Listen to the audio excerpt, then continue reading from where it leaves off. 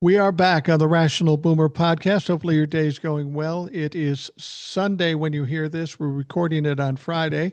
Um, our guest today is our resident historian, Denise, who's from the Chicago area. We were going to get together a while back, but then you got sick. I presume you're feeling better now? Yes, finally have my voice back. Well, good, good. Yeah, we need the voice. You're in Chicago. The first question I have for you, and I think should be a flag and a hint to a lot of people. For a long time, Donald Trump saying, "We're coming to Chicago. You better watch out. We're coming to Chicago. We're coming into Chicago." And JB Pritzker says, "No, we don't want you. We don't need you." And guess what? He hasn't come into Chicago as yet. What do you think the Right. deal with that is? Because okay, so I think he needs good optics, and coming into Chicago is not going to give him good optics because J.B. Pritzker, there's a law on the books in Chicago that the police will not work with like ICE or like federal, like the military. Um, and Pritzker and the mayor made it so that they won't help them. So like if even if ICE today gets into some kind of issue, they can't call the Chicago PD because the Chicago PD is not going to back them up. And honestly, Trump needs a win, and going into Chicago is not going to give him that. Well, Absolutely not going to give him that. doesn't that give us a little hint, though? Typical of bullies, you push back and they back off. Some Yeah, other places like DC, there was no way to push back because there is no governor.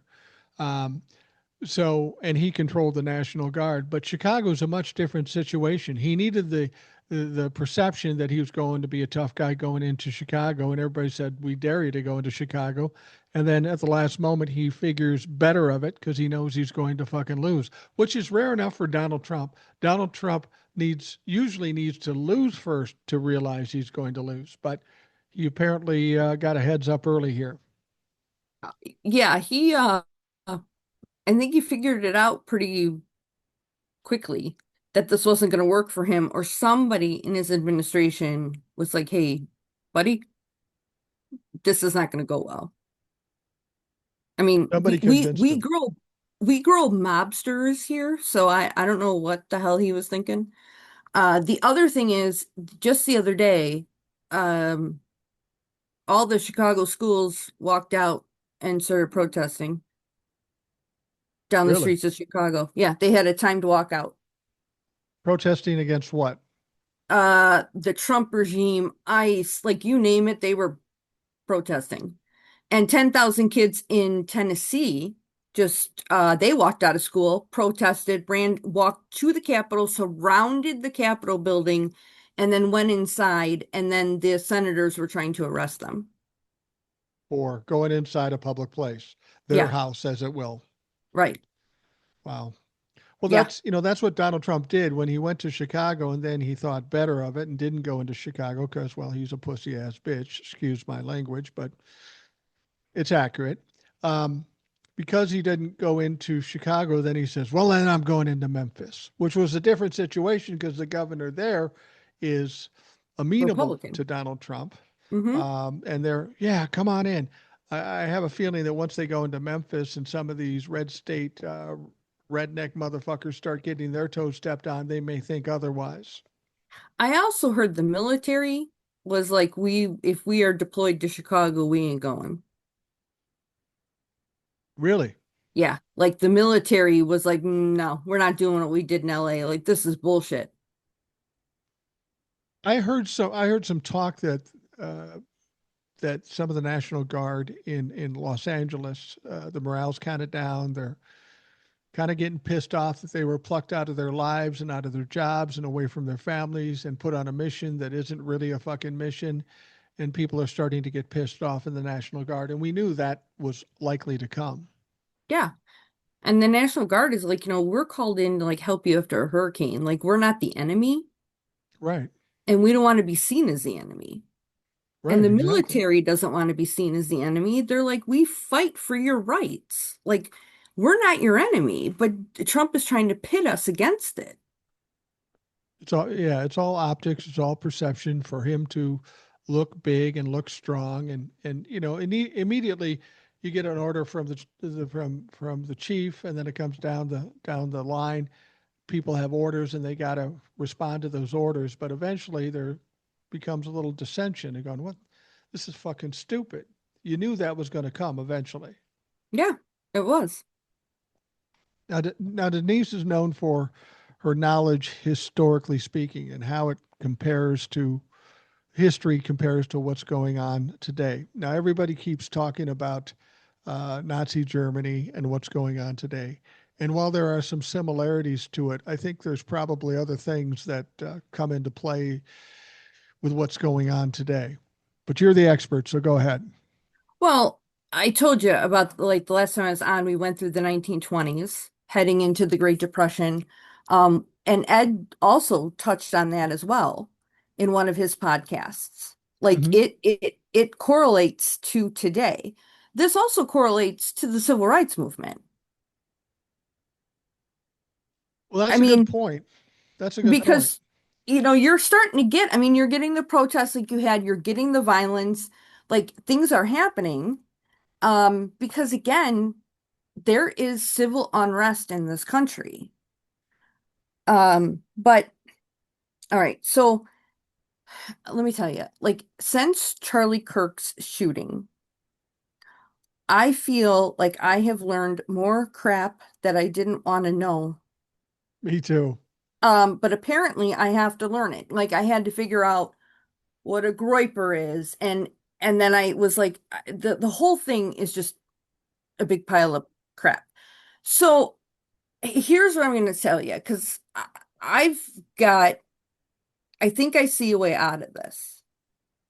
Okay. Okay. But it's going to, it ain't going to be fun.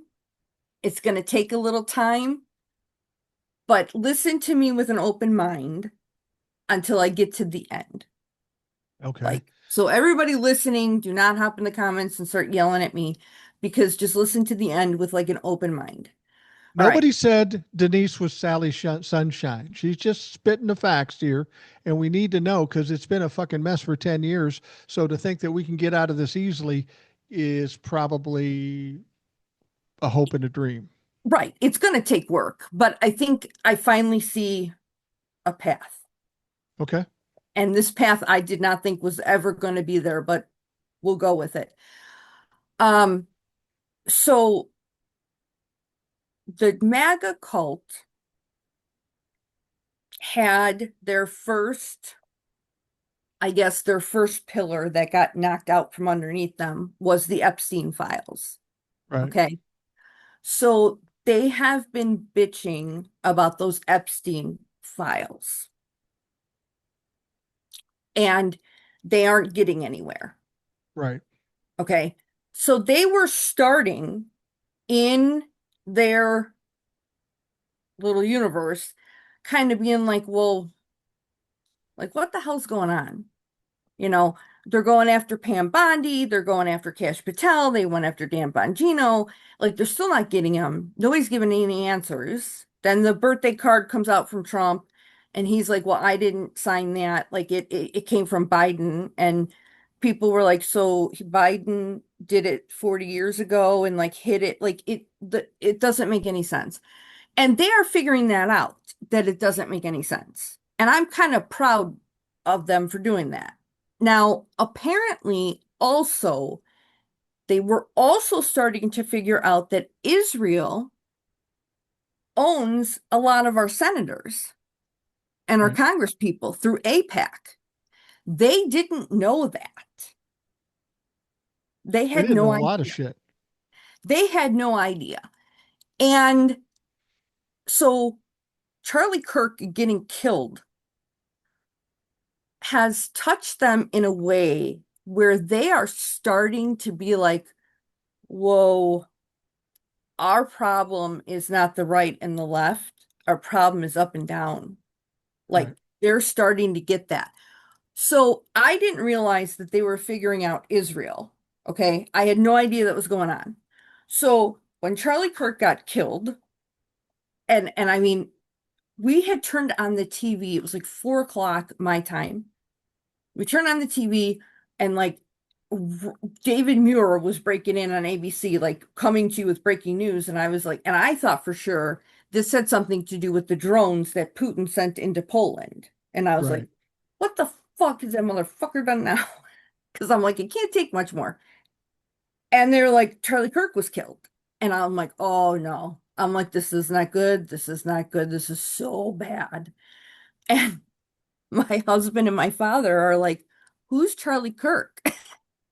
Exactly. I mean, he was not that big a deal, only with But his group of mouth breathing, red meat eating dumb fucks. right, but you have to understand, coming from the right, he is a big deal. Yeah, You have to change your perspective because their perspective is he's a big deal. So they were really broken up about it. I mean, and the fuck your feelings crowd had a lot of fucking feelings. Because like they were screaming and TikToks and just yelling and melting down. And I thought, what the fuck? The guy's a podcaster. let me ask you this. Do you think they were upset about Charlie Kirk dying or because they thought the Democrats struck back and they never expected that to happen? I honestly, I think they were really upset about Charlie Kirk dying. Okay. So a couple days later, because I couldn't figure out why they were so upset, my husband was like, like, why is this causing a meltdown? And I'm like, well, because he's a right winger. Like he's got a podcast, like he's got a lot of followers. He's been with Trump, like He's a leader. he's connected. And my husband was like, yeah, but I don't understand. And I was like, dude, listen to me. These people are not like rational. I'm like, so I can't exactly untangle their fuck tangle and tell you why that this is. I'm like, I'm just telling you. I'm bringing you the news as I see it. So Hawk, then I was listening to Hawk, and he had a TikTok, and I think, but I saw it on YouTube, and he was like, this is why they're melting down over Charlie Kirk. So the MAGAs saw Charlie Kirk as their next president Yeah. because the only person besides Trump who could move the base was Charlie. That's a good point. We've always said if Donald Trump goes away, who would replace him? And I've always said there's nobody to replace him. And I never thought of Charlie Kirk because he wasn't substantial enough. But I think down the road, you probably are right. He might have been the heir apparent to the MAGA fuckdom. They were, and he was the only one who could sway that base like Trump could. Yeah, you're right. I He, hadn't thought about that. there's nobody else. So then it comes to Monday, and JD Vance hosts Charlie Kirk's podcast. Okay. And MAGA has calmed down because, like, they wanted war with the libs, and then it was, no, the guy's right wing, and then it was the guy is maybe an apolitical, and they, th what happened is in between MAGA starting to figure out who shot Charlie Kirk, Cash Patel was fucking up the investigation. Right. And we need to thank God for Cash Patel, like send him a fruit basket. Because he, while he's screwing that up, they were like, fuck the left. We got to worry about this jackoff because Yeah. he can't do anything. So then they're shitting in an uproar about Cash Patel. And I was like, good. You know what? All you crazy people, take your anger with your guns and go that way. Yeah. Leave us alone. Yeah. I'm like, this is, Exactly. you know, so they're starting to like, what do you mean you have a man in custody? Oh, we had to let that one go. Okay, now you got another guy. No, we had to let that one go. Then we get the third guy, and Meg is like, "Are you sure you fucking got him?"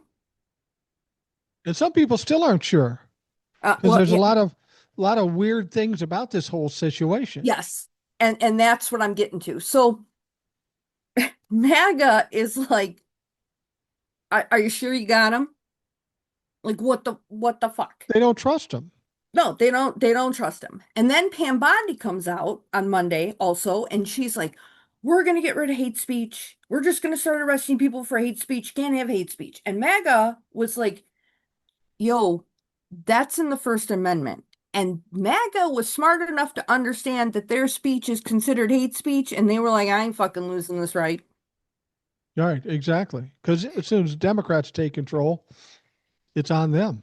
Right. So Then I see a video by Nick Fuentes on Monday, which he came out against, like, if you're, you know, if you're a groiper or whatever and you're doing violence, I condone it all. I disavow you, like this, because I'm like, he's trying to get ahead of this.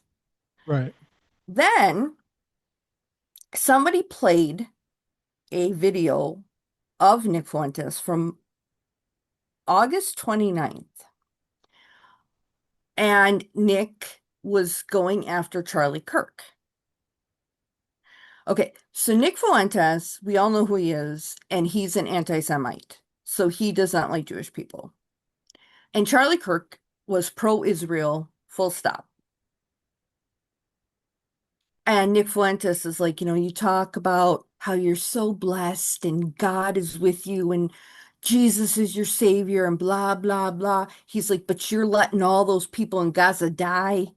He's like, those people are dying for nothing. He's like, it's an extermination happening and you're just totally fine with it. He's like, and you want to wear your cross and say your rosary. He's like, oh, he was pissed. And I was like, huh. I'm like, so there was trouble on the right. So, I didn't understand that, when I looked at the right and I looked at Charlie Kirk and I looked at Nick Fuentes, I thought all the same, all one and the same. And now we find out not only aren't they the same, but they're having problems with one another. hmm so Nick Fuentes was like, no, like he was pissed. Then, yikes. So then he comes out with another video. And he was like, there's something off about this killer. And he's like, oh, I know what it was. So Nick Fuentes comes out and he's like, Trump said, in his own words, I consider Charlie Kirk to be like a son. Like him and Trump were close. Yeah. Charlie Kirk was an advisor to him on who to put in certain cabinet positions. He relied on Charlie. 31-year-old kid who's a fucking nutcase is your big advisor. Go figure. Listen, out of all the people Trump has around him, Charlie Kirk might have been the only stable one. Like, you know what I mean? Like he might have been. So Nick Fuentes was like, you say he's like a second son to you. He's like, um, he's like, listen to this clip. So he plays the clip from Fox News when they asked Trump, "How are you doing after your good friend Charlie Kirk died?" And he's like, "Oh, I'm fine. Look at the ballroom. Yep. Look at my ballroom. It's coming along nicely." And Nick Fuentes is like, "Really?" He's like, "That's what you say about somebody you consider to be a son?" He didn't go to the memorial either. He went to fucking golf. Okay, so then Nick Fuentes is like, "And I got another one." He's like the memorial at the Kennedy Center. He's like, Trump did not attend. He went golfing. Okay, so MAGA's heads exploded all over. They were like, "What?" Because they didn't know. So they were like, that clip that you played, because on the Chiron at the bottom it says Fox News. So Nick Mhm. Fuentes got it from Fox. And they're like, I watch Fox News. I saw that interview, or I saw he was answering questions of the press. They're like, they never aired that clip. No. MAGA had never seen it. So they were like, what the fuck? So Nick Fuentes was like, he goes, I saw a couple liberal creators that used that clip. He's like, and I went to look at Fox to see if I could actually, to verify it. And he's like, it's true. Nick's like, it Wow. came from Fox. They just don't air it to you. So then MAGA was like, wait a minute.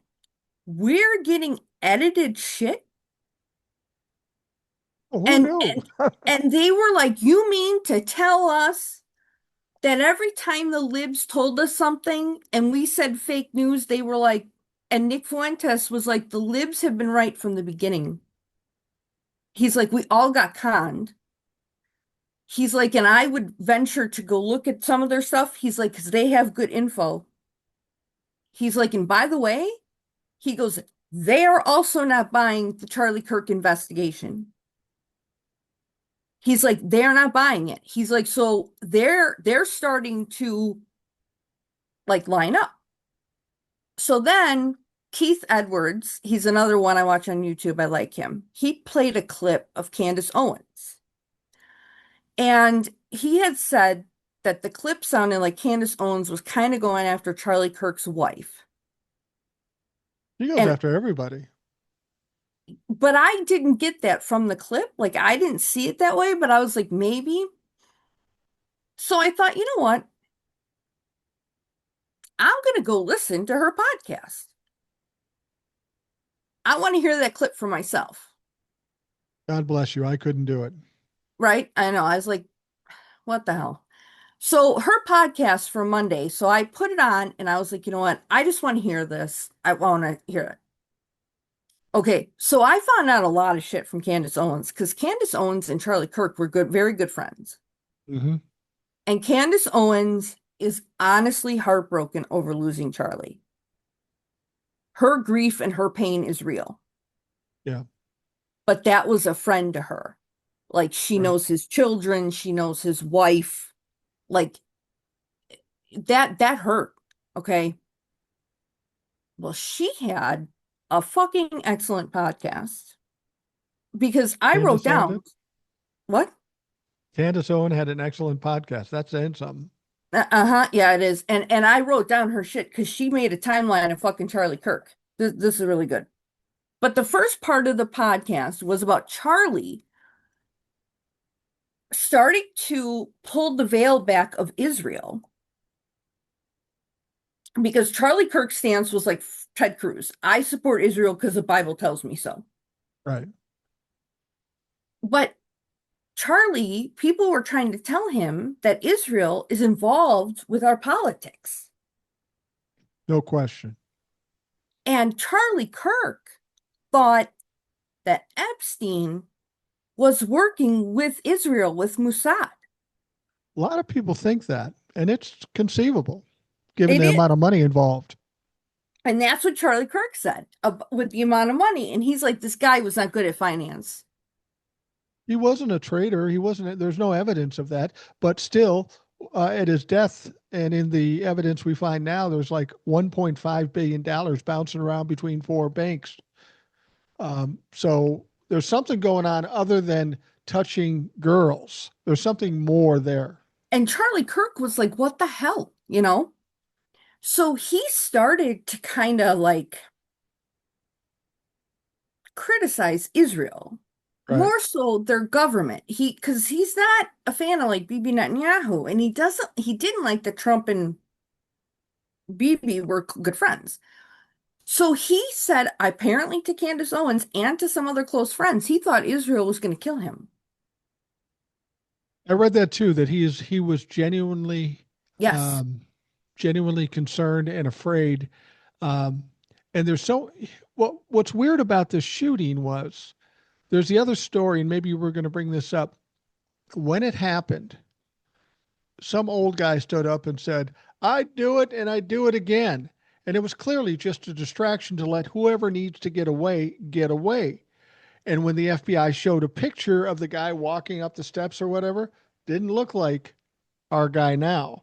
There's a lot of weird things tied to this, and I hate to be a conspiracy theorist, but if there is something like Israel involved or the government involved, we've seen crazier shit. All right. So Candace Owens is going to get to the bottom of this, and I'm telling you that girl is going to do it because she is like a dog with a fucking bone, and she's not going to let this go. Is she going to survive, though? I don't know because she wants to know what the fuck happened to Charlie Kirk, and she's pissed. So she laid out a timeline, which I'm going to go through because I think she did a really good job of that timeline. Now, the next day, I listened to her next podcast, and this is where I almost fell off my chair because she starts the podcast. And she's like, we're going to go through some more stuff about Charlie Kirk's death. She's like, but I want to start by saying this. The left is not your enemy. Wow. She's like, they are not the enemy. She's like, they also want to know what happened to Charlie. She's like, and we need them to defeat this evil. She's like, because the issue is coming from up to bottom. She's like, it's all of us against these guys up here.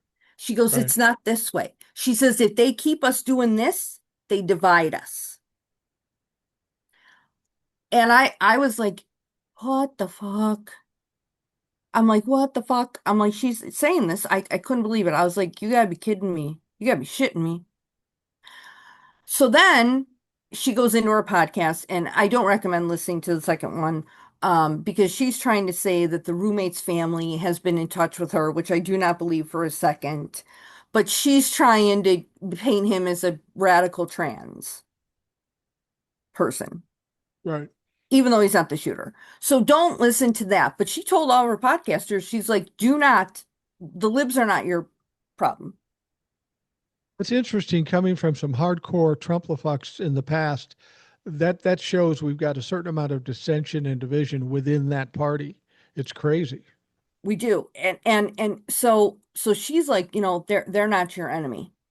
Then Steve Bannon, I see a clip of Steve Bannon, and this has been a week. I mean, like hell is gonna freeze over, so check the weather.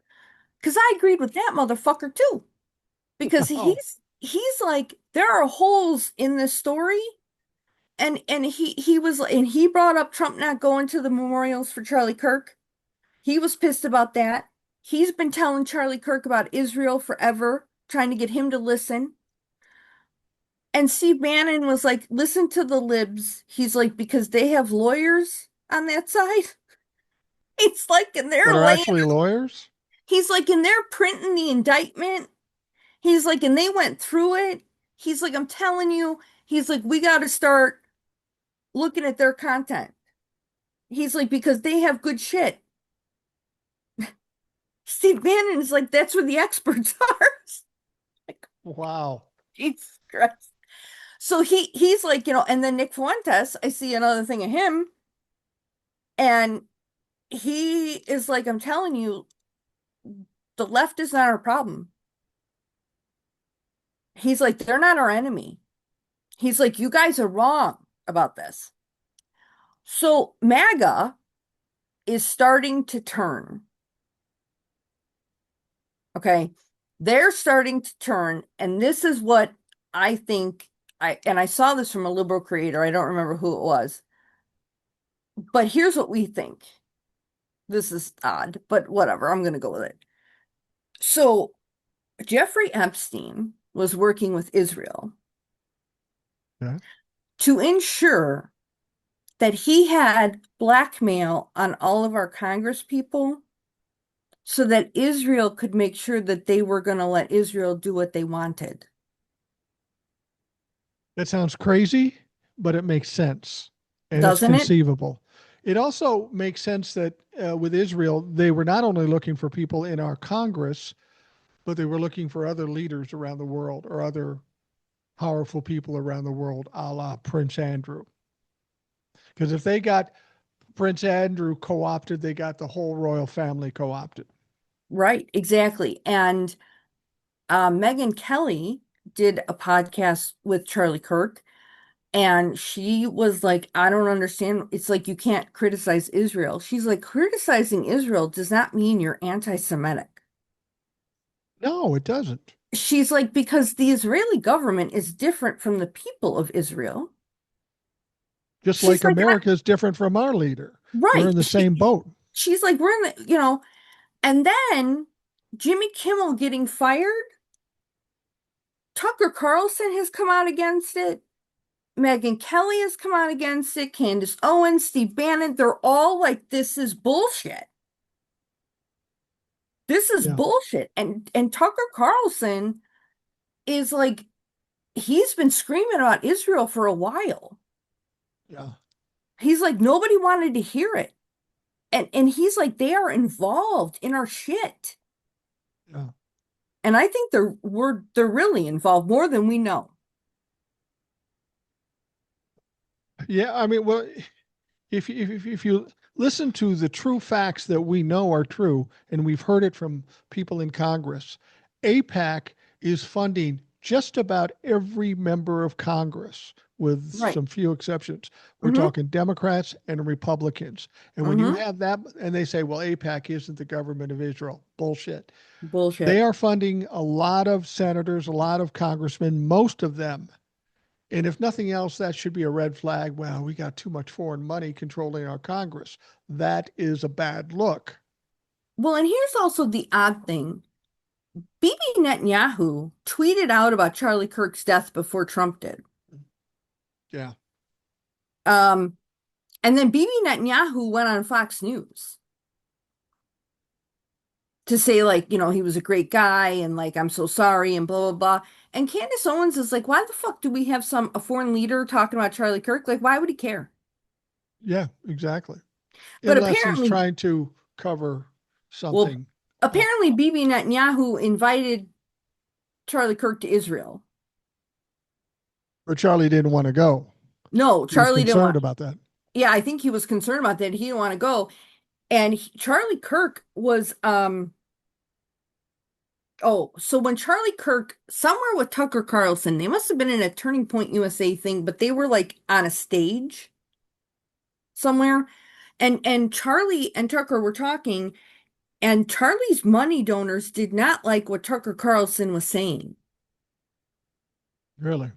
Because he was criticizing Israel. Mm. And that was starting, I think there's something there. I mean, Tucker Carlson is like, listen, he also came out and said the libs are not the problem. He's like, we're going to need them to get out of this. Yeah. So here's what I think we need to do. We need to stop celebrating Charlie Kirk's death. We need to let MAGA just have their moment. And this weekend is going to be his memorial. Um, I honestly still feel bad because he has two young children. His daughter is 3, his son is a year. I Yeah. mean, that's tragic. That is Um, tragic for that page. I've always said I don't cheer for his death. He didn't mean anything to me beforehand. He doesn't mean right. anything to me now. He's Right. inconsequential, really, to me. I'm Yeah. not going to cheer his death. No. That look in America, that happening in America, is a bad thing for America. Right. And I saw the goddamn video of him getting killed. I didn't see the close up one. Don't want to. I saw it. I I I saw it. And you can't unsee it now. No, that image will live in my head for the rest of my life. And honestly, like I said, I didn't mourn his death, but I do feel empathy for his family. And Charlie Kirk said that empathy, he hated the word empathy. He hated the word empathy. And he also said it's worth some people dying to preserve the Second Amendment. I mean, what are Yeah. you going to say? He did say Well, that. here's what you say. Jesus said, if you live by the sword, you die by the sword. Exactly. Exactly. So You know, I'm the, gonna go through this timeline with you. okay. Okay, because Candace Owens laid this out really well. Because I'm gonna say one thing about her. She's not stupid. You know how weird this is? Isn't this weird? We're sitting on the Rational Boomer podcast, and you're going to tell us about a timeline that Candace told us that seems to have some truth to it, at least from what we're hearing, what we know right now. Can I just say one other thing too? When it Yeah. comes to Israel and when it comes to Donald Trump and when it comes to Kirk, this is something that struck me very strange. The murder of Charlie Kirk is eerily similar to the attempted assassination on Donald Trump. Kid from the distance, sitting on a roof, not touched by anybody, and we know nothing about the assassination attempt, and we know he couldn't have been hit by a bullet, otherwise it would have torn his ear off. So this is all very weird. It's like a setup in both situations. And people would say, well, what are you saying? Donald Trump set up Charlie Kirk? I don't know. I don't know. He kept saying, "I need that one big thing. I need that one big thing to distract from Jeffrey Epstein." And he said, "But he would never kill Charlie Kirk."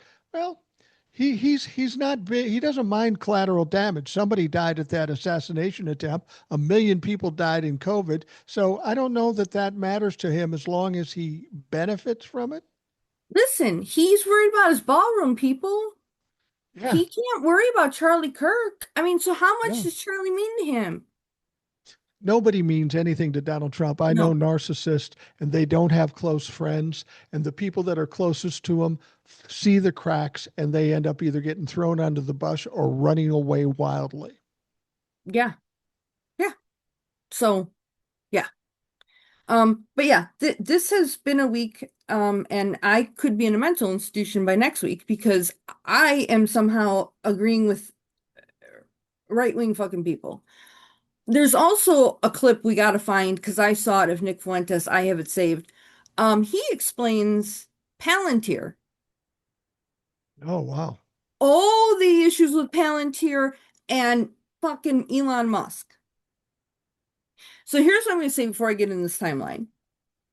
The right wing, and I said this when Trump got elected, but I don't know. Sometimes people don't listen to me when I talk. But Me too. the MAGA thing, we are all like, okay, so they're all united. They are not. They are not. So you have anti-vaxxers in Hmm. MAGA that are, they got their own thing. And then you have the Groypers, which is Nick Fuentes, because they don't think like Charlie Kirk and MAGA are right enough. So you have those crazy people. Then you have the Charlie Kirkers and the Megyn Kellys, but then you have like the tech bro people. Like it's not a cohesive thing, and there's cracks in it. And MAGA so far this week wants, and I'll read them in order. Pam Bondi's head on a pike, Cash Patel's head on a pike, Dan Bongino, and RFK Jr. They're not like an RFK now. They're having trouble with him. Well, because RFK on his campaign talked about APAC and how they own our people. Right. And now that he's been put into his little position, he hasn't said a goddamn word about it. So MAGA's now pissed about that. And they're back on Epstein because Cash Patel went into the Senate committee hearings and Failed they horribly. and they were like, what the fuck? There's no list. He's trafficking women to himself. It was so ridiculous. I mean, usually politicians have a good way to divert or distract away from something. He just does not have that skill. He just says stupid shit after stupid shit. I mean, and MAGA was like, you think we're dumb? Yeah, he does. And then MAGA heard the clip when Trump said, smart people don't like me. I took And- that as a compliment. yeah, I did too. And MAGA was kind of like, so we're all dumb? MAGA was like, that's an insult to us. And God bless him for realizing that because he's been insulting them for 10 years and they have not been getting it.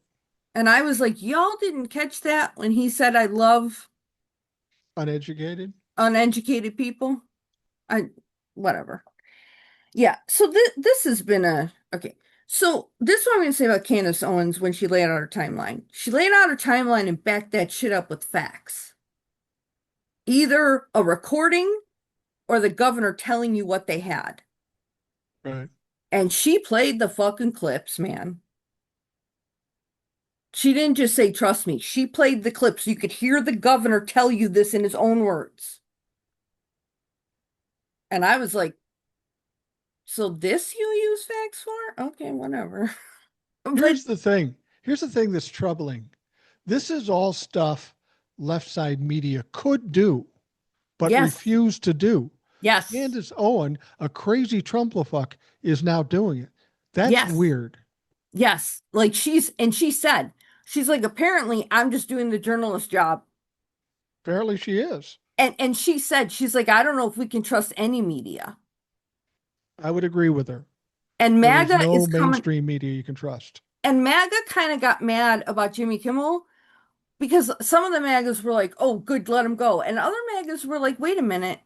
He tweeted right away when he heard about Charlie Kirk's death that for one day in America, can we all unite and agree that this is a horrible tragedy and should never have happened? And he said, my thoughts and prayers go out to the Kirk family and to his two very young children. And to be honest with you, what he said had nothing to do to No, diminish Charlie Kirk. It was no, to embarrass Donald Trump. And right. he backed it up with video. And Donald Yeah. Trump was embarrassed. And therein lies the problem. Yes, that's the whole issue because even ABC execs were like, what is the problem? Yeah, So he didn't disparage Charlie Kirk. So MAGA had to go back and like hear that clip and they were like, well, he didn't say anything about Charlie Kirk,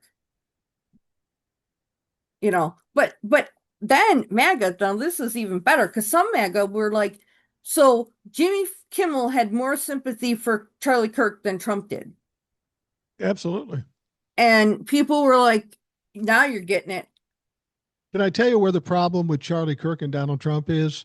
Uh, he's an opportunist. He jumped on board when he knew this might own the libtards. He was all about Charlie Kirk. But then everything in the news was about Charlie Kirk. And Donald Trump cannot stand that.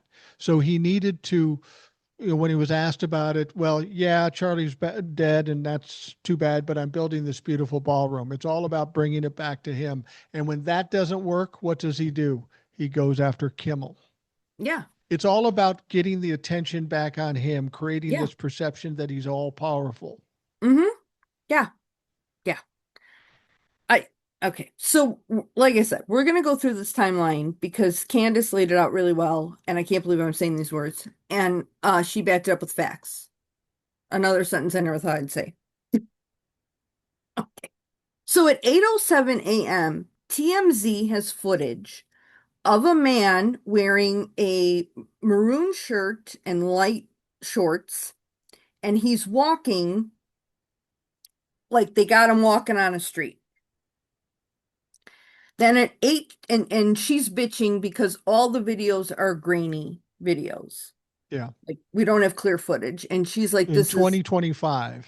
that's what she said. She's like, 2025. What are we doing? At 8:29 a.m., the shooter arrives at UVU. He's got a black hat with a white logo on it. He's wearing a black hat, the governor says. Okay, but then the governor says after he was walking, he then drove his car onto campus. What? Was he walking or was he driving, dude? Yeah. There's something weird there. Then TMZ at 11:49, they have the shooter on a doorbell camera and he has on a different outfit. So he's got on now the outfit that he with the American flag, the shirt and the jeans. And he's limping because we think he has the gun down in his pants. We've seen that video of him kind of limping along. Have you seen it? Yeah. Yeah, I have. Yeah. Okay. So then 11:52 a.m., the FBI says he arrives on campus. Okay. Okay. But I thought it was 11, I thought he arrived at 8:29 a.m. Right. So what? I don't know. At 12:23, Charlie Kirk is shot. And also at 12:23, we see the roof as everyone ducks in the crowd, the shooter is running on the rooftop. Right. Running. Okay. So Fully he's run. unencumbered. What? Fully unencumbered. His legs were bending. Yes, his legs were bending. Where's the gun? Then they say, well, maybe he broke it down and put it in his knapsack. And so then Candace Owens is like, we have this decoy George somebody who gets arrested and he's like, I'm the shooter. I'm the shooter. And that was at 12:52 p.m. And Right. Candace is like, everybody stops doing anything because they're like, okay, we have the shooter. And then so and then they have him on camera, TMZ again, has him running, and they're like, he's doesn't have the weapon because he's bending his legs. Right. Then they find a screwdriver on the roof, and they say the weapon was found in the woods in a towel fully assembled. But they think he disassembled the gun on the rooftop. But how did he disassemble the gun and start running like 2 seconds after Charlie Kirk is shot? Like you can see it on video. Right. So, and then they have photos of the shooter in a stairwell, and he's already changed clothes, and he has no weapon. Well, well, and that's the funny thing about it. The guy down on the ground was a distraction. There was another guy Yeah. detained too, was a distraction. This guy on the roof, he's running across first of all, the guy in the photo from the doorbell doesn't look like the guy that No, they it doesn't. ultimately caught. Facial features are different. So he's running across the roof. He jumps down with a backpack, presumably having broken down this weapon. He runs off. He puts it in a wide open space, reassembles the gun apparently, and then takes off. What if the guy on the ground was a distraction? What if Yeah. a kid on the roof with no gun was a distraction? How did they get video footage of him doing this, unless they wanted video footage of it? It's too crazy to even imagine. But if we're talking about the levels of people involved in this, it could be this elaborate. There's something off about this. Then the text messages. Yeah. Okay. Yeah. So the text messages read like a Danielle Steele novel. Yeah. And here's the other thing. When you read the indictment, those text messages are typed out. There's no screenshots of them. Right. And you should have timestamps. Right. Because Candace Owens in her next day podcast starts bitching about those text messages. She's like, and we have no timestamps. She's like, and I'm gonna need the times of these texts. She's like, to put in my timeline. She's like, this doesn't work for me. And I was like, okay, lady, you're not running the investigation. But clearly she should be. When I read those text messages, they reminded me of somebody who writes a confession and says, "You got to sign this," because it laid out every aspect of what their complaint would be, about I shot this or I did that and I did it at this time. It was like they were just perfectly setting it up.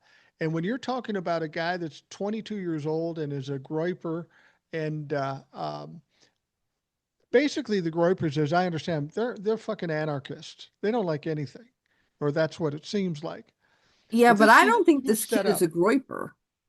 Don't you really? No, because so listen to Hawk. Okay, so you got to go to Hawk's podcast.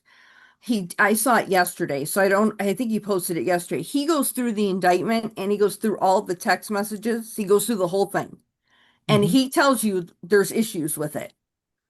And then he goes through an article that was written by, I don't know what journalist did, but he interviewed the people on the Discord chat. And they said that the kid was apolitical. He never talked politics at all. Yeah, I heard that story with people who knew him in high school and people who knew him afterwards. It's weird that he would be apolitical. And this is one of the things we said when the shooting happened before they had a suspect. If it is some kind of professional hit, that there's going to be a patsy. And it, maybe sacrilege for me to say we have to consider this kid being a patsy. I don't know why they would pick this kid particularly, but he is in some of the Reddit stuff. So he had some tie to that group. I don't know He whether he probably was did, yeah. But who knows? But I mean, and they're saying that his family doesn't know him. His friends say that. doesn't know him. What do you mean? Like his family doesn't really know him. Like they know him better. Like he Oh, hasn't the been friend living, said, yeah. So I don't know. The text messages. Like, you expect me to believe that you're texting and you're on the run and you're typing in full and complete goddamn sentences? That seems a little strange.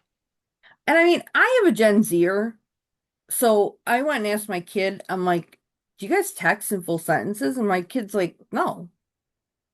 He's like, no. He's like, we abbreviate a lot of shit.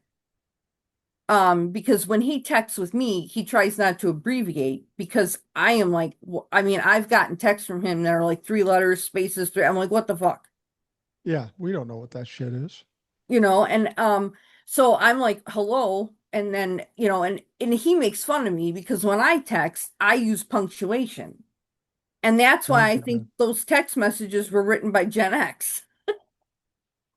It does seem like that because I read it too, and I'm certainly no expert on the subject, but it did not look like a 22-year-old kid wrote that. And if he did not write that, we got a whole bucket full of problems. Why Well, would text messages that he didn't write be released trying to change the narrative? That's suspicious. and then so Keith Edwards had a clip where the text messages are read out loud. And I'm telling you, it's like a romance novel. It's not, it's too weird. But then a girl on YouTube, Tabitha Speaks Politics, Hmm.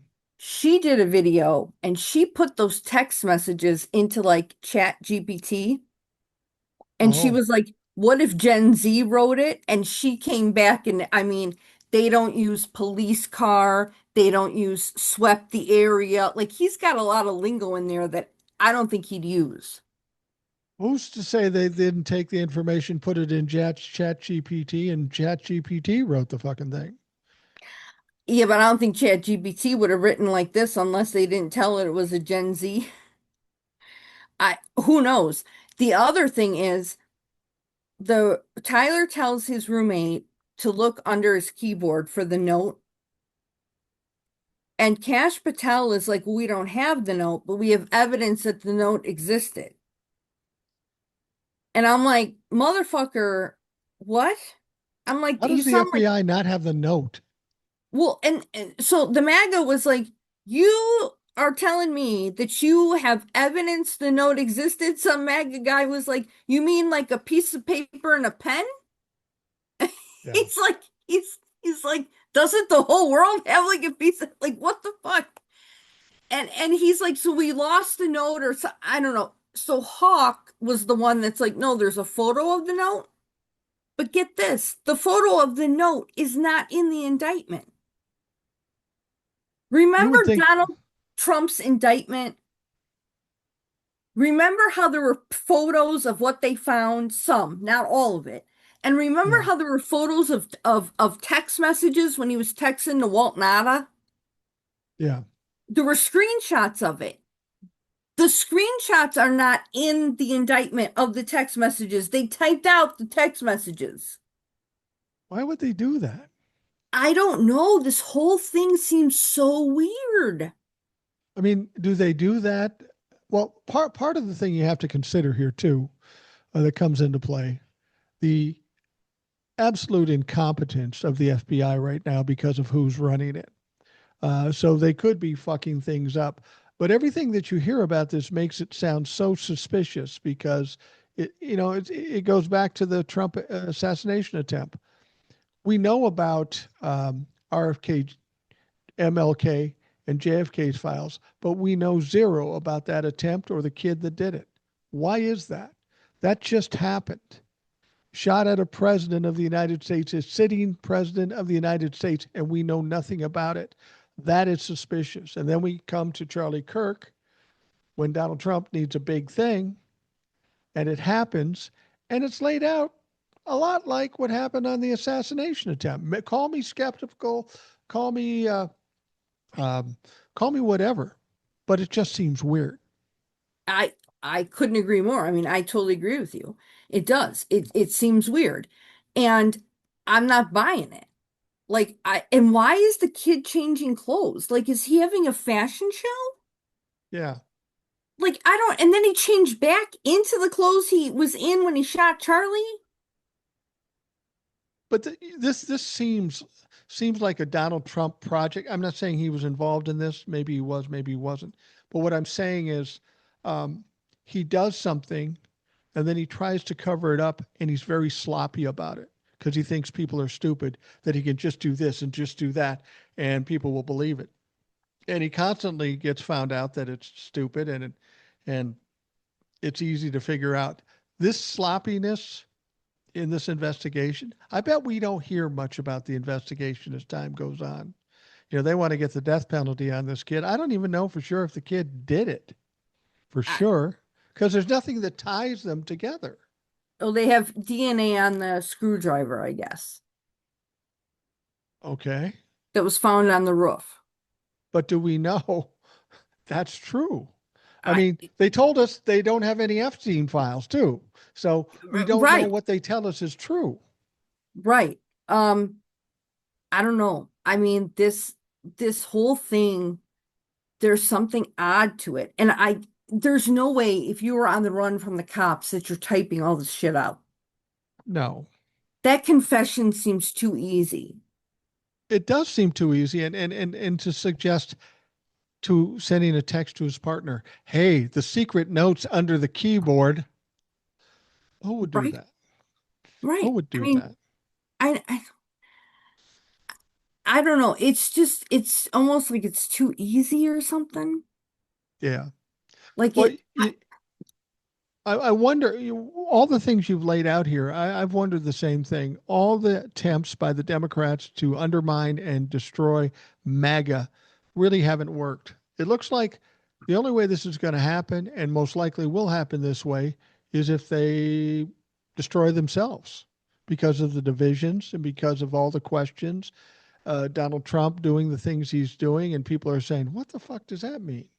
Donald Trump is so blatant in the way he does things that people, even the dumbest people apparently, can say, wait a minute, that's fucked up.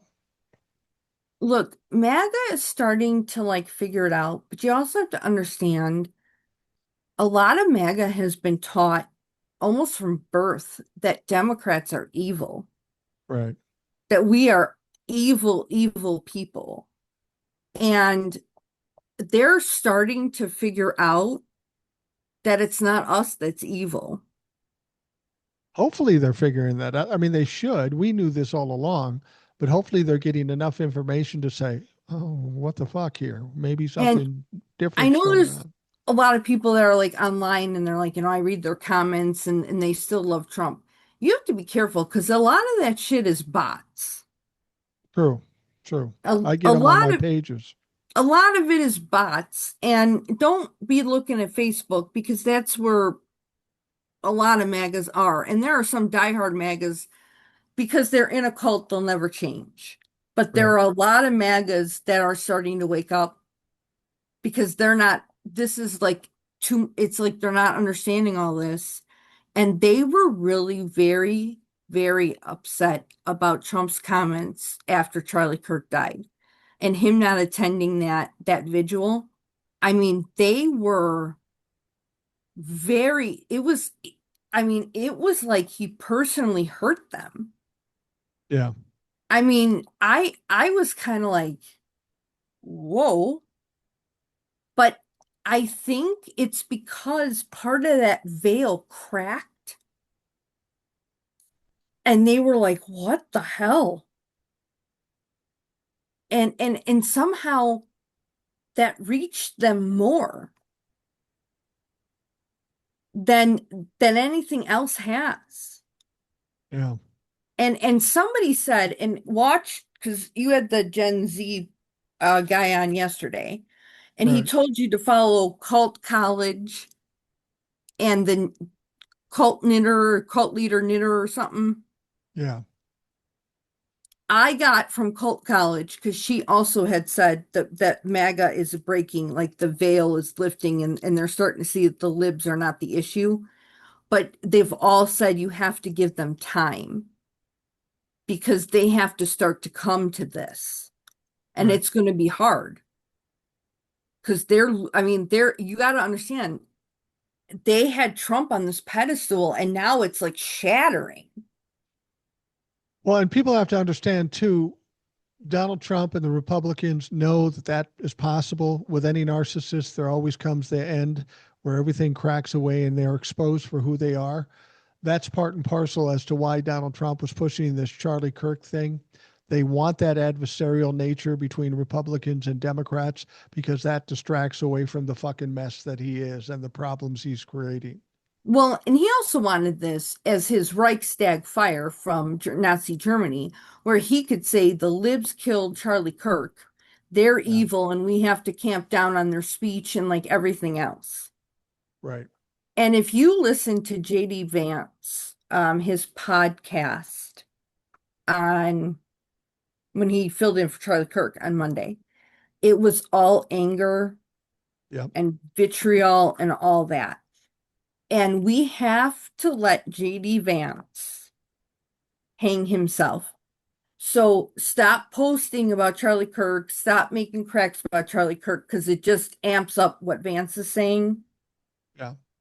And we have to get MAGA because Vance, nobody likes Vance. Nobody. And Vance is trying to tap into Charlie Kirk's followers. Some people have said to me that they think that because he has no credibility or legitimacy within the Republican side, he feels by siding with Kirk and going and doing his podcast, he can get some um, political value of being connected to something like that because he's a fucking idiot otherwise.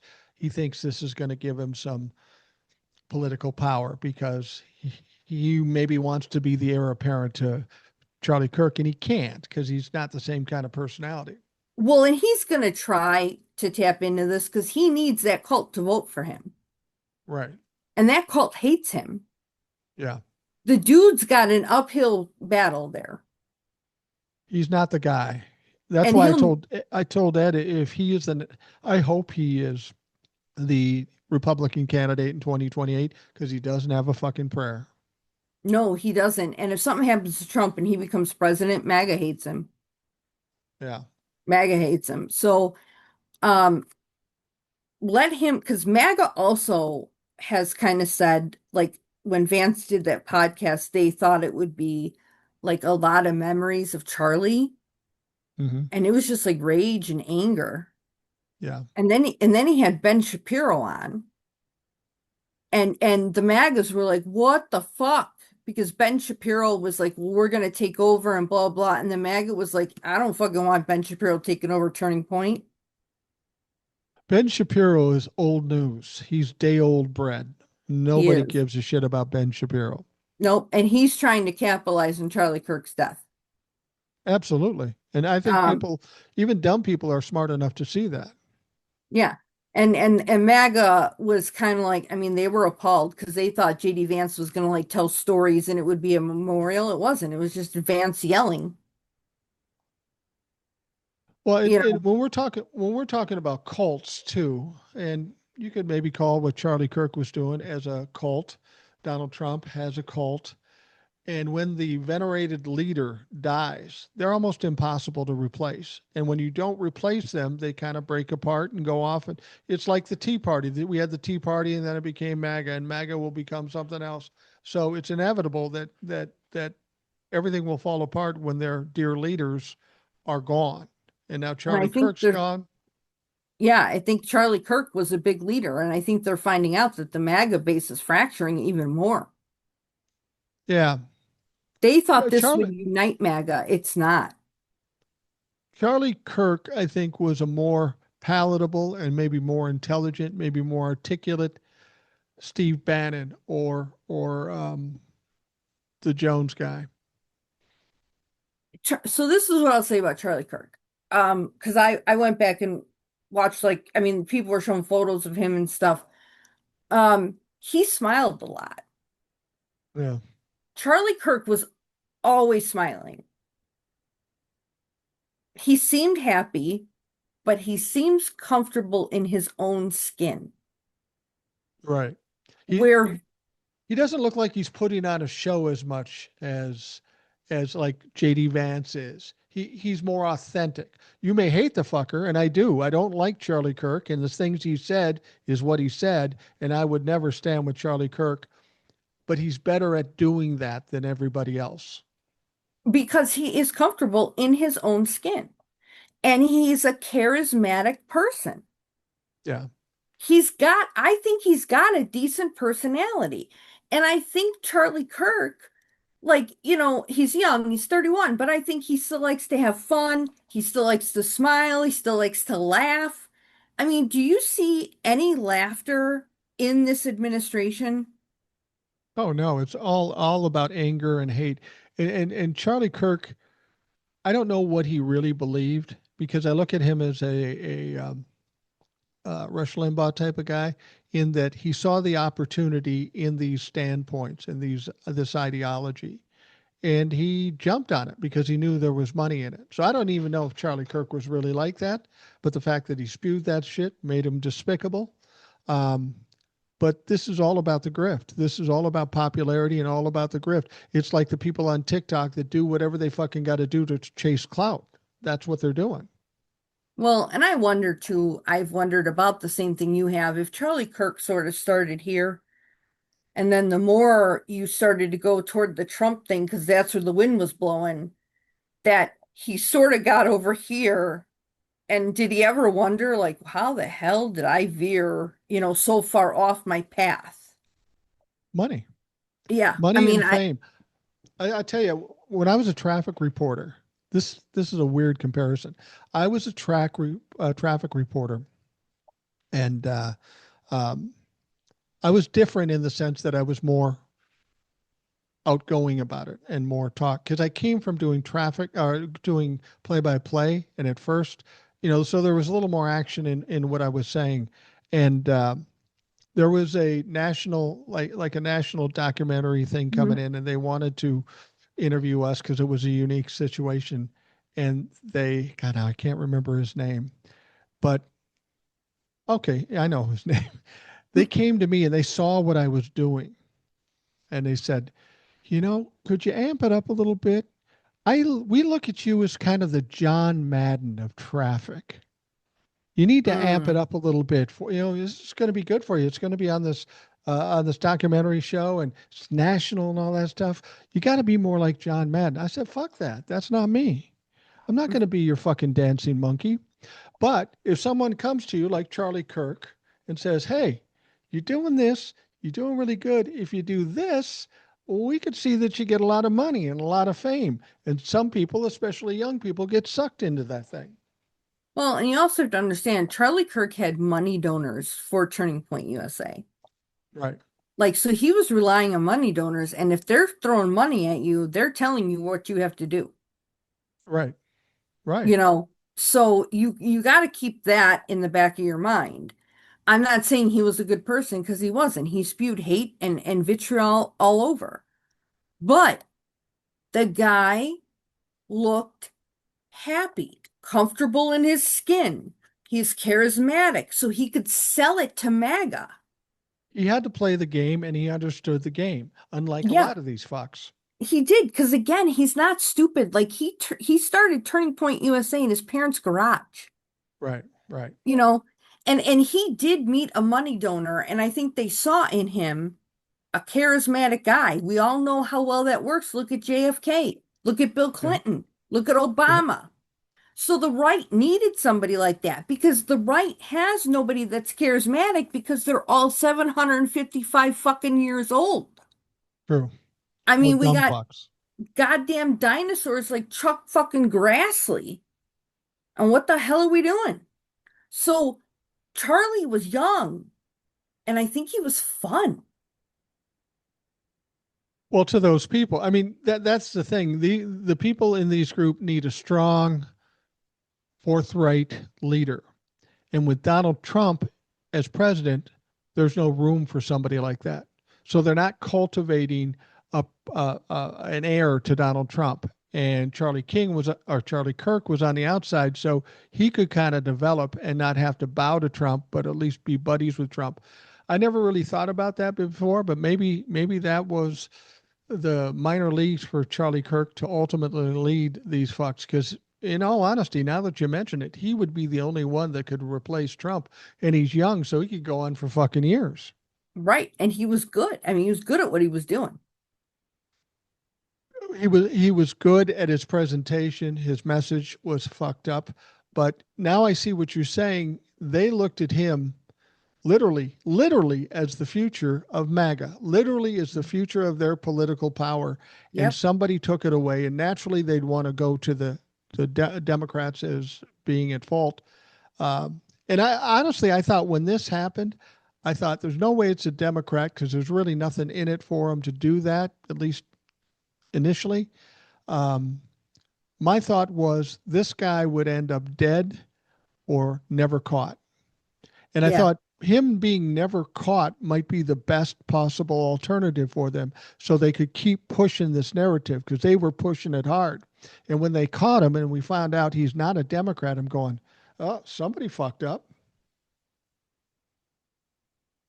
Yeah, the Civil War has been canceled due to political ideology discrepancies. I mean, Pretty because yeah, much. and MAGA too, though, like Trump said it right away. It was a leftist, and after Cash Patel had said they had the second guy in custody and then had to let him go, MAGA was like, uh, I don't know how Trump would know it's a leftist. We can't even find the right man. Right. Like MAGA was like, maybe we should catch the right guy. Or maybe we don't want to catch the right guy. And in terms of the patsy aspect of it, let's think about that a second. They aren't going to get a Democrat to be the patsy. They might want to try to do that, but no, a Right. Democrat's not going to be in a position to actually do that. So they have to get somebody from the right. They just happen to pick a guy that's living with what's really called a femboy, not transgender, but they don't know the difference. Right. So they had a narrative. Yeah, he was on the right. He came from a right family, but he was living with this transgender person who wasn't transgender. And they were able to manipulate the narrative to say, well, he's been radicalized by the Democrats, which isn't working either. But Mm-hmm. if there was a patsy to be had, that guy might be a reasonable choice. Mm-hmm. Yeah. I mean, yeah. So I don't, like I said, I'm not sure how this is all going to pan out. But like I said, MAGA is starting to fracture. They're back on Epstein because Cash Patel did so horrible in those Right. hearings. They're starting to turn on this whole Charlie Kirk thing, and they're starting to understand that the issue is not left versus right. It's Right. it's up and down. They're starting to get it, but yeah, it's going to take us giving them time to get there. But they are very mad about this investigation, and honestly, I don't blame them. No, I don't I blame don't, him either. I, and I've said it. I'm like, I just want the guy caught. Right. And people are like, yeah, but you're liberal. Well, it doesn't mean I want a murderer out there. No, no, because that kind of thing, you saw what it did to this country when it happened. I don't care about Charlie Kirk, but I don't want to see an assassination like this because it's bad for the country. It sets a tone and it turns us into a more violent adversarial country than we already are, and that's not a good thing. Um, I think the Democrats are doing the smart thing in keeping the Epstein case in the forefront. Now, Hmm. people are hearing this on Sunday, but as we're recording it, there's somebody else testifying in front of Congress today on this Friday. And that's going to be a barn burner because it's Alex Acosta, the Oh guy who was God. Donald Trump's labor Yep. secretary, but he was also the head prosecutor when he gave Epstein this not even sweetheart, or fucking ridiculous deal. You get work release. You only got this much time, and we can't prosecute everybody else. This guy's going to get fried. I'm just making that prediction on Friday. When you hear this on Sunday, we'll see if I'm right. But this guy's going to get fried, and this is going to cause more turmoil in the MAGA ranks. I I wouldn't doubt it. I mean, I wouldn't doubt it. This is really gonna piss off MAGA. I mean, because Cash Patel did nothing to save himself. No, he was horrible. I mean, he was horrible, and MAGA was like, Jesus Christ, this guy can't do anything. I mean, they were fucking pissed. And then they're like, who put this asshole in charge of the FBI? Because MAGA's starting to see that, like, when you put the stupid people in charge of the department, they can't run the investigation because they don't know what they're doing. Right, right. And And if you then, fire him, you're not going to get anybody any better to run the department with Donald Trump choosing. well, and then what really pissed off MAGA was they didn't have enough FBI people at the beginning to start the investigation for Charlie Kirk because they were all helping ICE. Yeah, yeah, And MAGA was exactly. like, the fuck? Like, and there's also some issues. Like, I've seen videos of, I think it's Charlie Kirk's team, like, they're starting to take down the tent and shit. Like, why wasn't that cornered off as a crime scene? That's a good point. That's a Like, good point. and even MAGA is like, what the hell is this video? This is going to almost turn into the JFK assassination. You know, Yes. people understand when JFK was assassinated, we didn't hear the whole complete story. And now they're and who is more into that whole conspiracy theory than MAGA and the Republicans? They still think JFK is coming back, you know? So Well, they're QAnon just did. well, QAnon, um, yeah, QAnon, but MAGA too. Not all QAnon MAGA is is a fraction QAnon. of MAGA. Like, you gotta understand, there's cults inside of cults in MAGA. Yeah, that's true. But this is the worst thing to do, creating all this uncertainty and all this suspicion. That's just going to fire up those fuckers and they're going to go nuts over this. And that's not going to be helpful to the Republicans. It's not, no, it's turning out to be a really bad plan. And Imagine that. MAGA is not happy with Trump. I mean, they're fucking pissed. I mean, they're calling for the, I mean, damn it, they want Pam Bondi fired, they want Cash Patel fired, they want RFK fired. Like, I mean, Jesus Christ. I mean, they're upset. And I mean, I don't blame them because I'm upset. But I mean, some MAGA the other day was like, Jesus Christ. He goes, this is what the libs have been screaming about for like 6 months. Yes, we So tried to so tell you. so do you think the best thing to do is just stand back and let them destroy themselves, let them eat themselves alive? Yes, yes. We have to stand back. Stop talking about Charlie Kirk. If you're going to comment something, make it a decent comment and not a, like, who cares about the bigoted racist? I mean, we don't need to rehash it. I Everybody on agree. the left knows what kind of guy Charlie Kirk is. Like, we're good. Let MAGA have their moment. We keep focusing on ICE, on, Epstein. what city Trump is going into. Epstein, never let Epstein go. I mean, just keep knocking his ass with the Epstein shit. And let them deal with this and let them start coming to us. And I think we're going to have to understand that when MAGA comes to us, you know, telling them that they're stupid is not going to like help anything because we're going to need them. Like, this is how Yeah. we get out of this. We need them to get out of this. And then when we get rid of this shit, we can go back to hating them. Well, yeah, that's my point too. You know, people say, "Well, I hate the Republicans, and I'll never side with them, or I'll never work with them on anything." And if you're in business ever, you understand there's some people you don't like, some people you don't want to do business with, But but you have to. you use them for all you got, and then you discard them. Right. Uh, And that that sounds pretty mean, pretty Republican, but that's fucking life. well, and remember, the enemy of my enemy is my friend. It Yeah, doesn't and mean that you become friends. It means you team up to unite against a common enemy. Once the enemy is gone, you're not united. well, and we should do what the Republicans do. Once we see fires burning in the Republican side, instead of fighting against them, we should fuel those fires Yeah. Fuel the and push fire. it. Don't, yeah, don't work against it. And by all means, do not help JD Vance because the Yeah. more you start to start getting them riled up and being like Charlie Kirk was an a-hole, they're gonna go run into Vance. Don't help him. Like, don't help Absolutely. him. And Cult College, go listen to her video on JD Vance because she tells you the same thing. Like, don't help this motherfucker. Yeah. Like, we gotta let MAGA do MAGA. Like they're going to have to figure this out. And it's starting to crack. I mean, their veils are coming down. And I think the biggest crack was not, I mean, when Charlie Kirk died, that was like another pillar. So Epstein kind of cracked, and then Charlie Kirk cracked. And then Trump was like, look at my ballroom.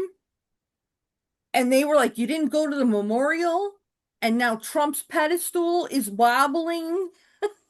Well, and I think there is a quote out there. Somebody, I don't remember who said it. The way to take down a dictator is to knock out the pillars.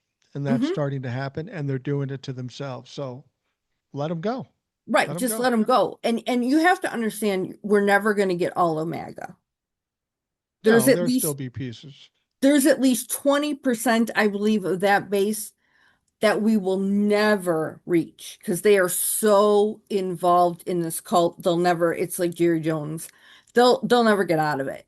But there are a lot of MAGAs that are starting. It's cracking. It is cracking. And there, yes, you have to knock out the pillars of the authoritarian. And Trump seems to knock his own pillars out all the time. Like it's the most amazing thing I've ever seen. It's absolutely ridiculous. Well, Denise, we're going to wrap things up for the Rational Boomer podcast. Thank you for joining us. It's always an interesting, compelling conversation. The only thing I would complain about is you're not here enough. So fucking get on it, okay? Okay. Come by more often. All right. Except when you're sick. We give you a break when you're sick, but people love hearing from you, and we want to hear from you more. Okay. All right, for those of you listening, thanks for taking the time. I hope you have a great day, and we'll talk to you again tomorrow.